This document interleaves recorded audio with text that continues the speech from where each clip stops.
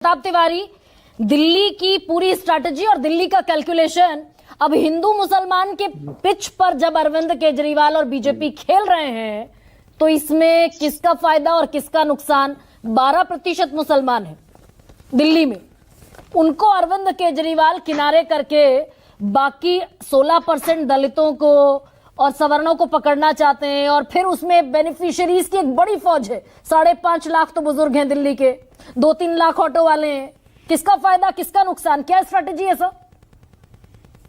ये क्या है कि दिल्ली में 3 फैक्टर्स हैं। एक तो है धर्म की राजनीति, जो आप कह रहे हैं, लगभग 83% हिंदू, 12% मुस्लिम, 5% सिख। हाँ।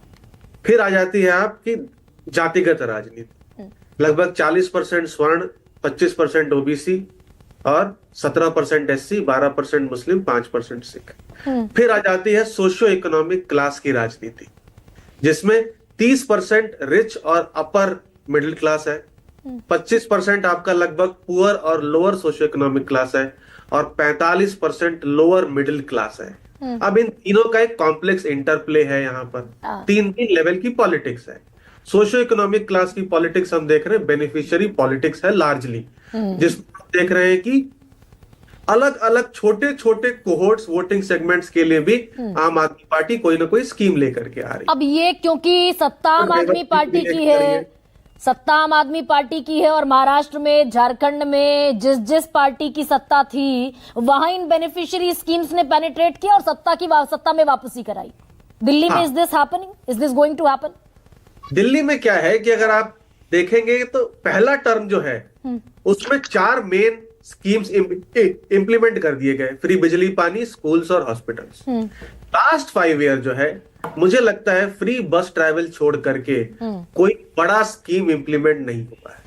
और अगर आप महिला सम्मान योजना की बात करें, जहां झारखंड और महाराष्ट्र की आप बात कर रहे थे, मध्य प्रदेश की भी, वहां पर वो स्कीम इंप्लीमेंट हो चुकी थी। 3 से 6 महीने पैसे ट्रांसफर कर दिए गए थे। यहां पर कहीं ना कहीं आम आदमी पार्टी इस स्ट्रैटेजी को इससे चूक हो गई है कि महिला सम्मान योजना को इंप्लीमेंट नहीं कर पाई है आम आदमी पार्टी। महिलाओं के अकाउंट में कैश ट्रांसफर नहीं हुआ है। तो ये एक वादा है, प्रॉमिस है। हमने देखा है कि भाजपा ने भी झारखंड में गोगो दीदी योजना का उल्लेख किया था। तो यहां पर भी वो अपने मैनिफेस्टो में कोई ना कोई ऐसी स्कीम लाएगी जरूर, भले ही उसको अभी वो क्रिटिसाइज कर रही हो। तो इसका यानी कि केजरीवाल का, मैं इससे थोड़ा सा और आगे हिंदू मुसलमान पर ही ले जाऊं, ये केजरीवाल की जो पॉलिटिकल गिमिक है कि भाई 12% छूट जाएं, लेकिन जो कितने बचे लगभग 88% उन्हें ग्रैब करने की जो कोशिश है, वो एक इंटेलिजेंट मूव है का अरविंद केजरीवाल का क्या? भाई देखिए, 12% उनको लगता है कि वैसे भी आम आदमी पार्टी के साथ है, क्योंकि पिछली बार 83% मुस्लिम्स ने आम आदमी पार्टी को वोट किया था 2020 के चुनाव में, सिर्फ 13% ने कांग्रेस को किया था।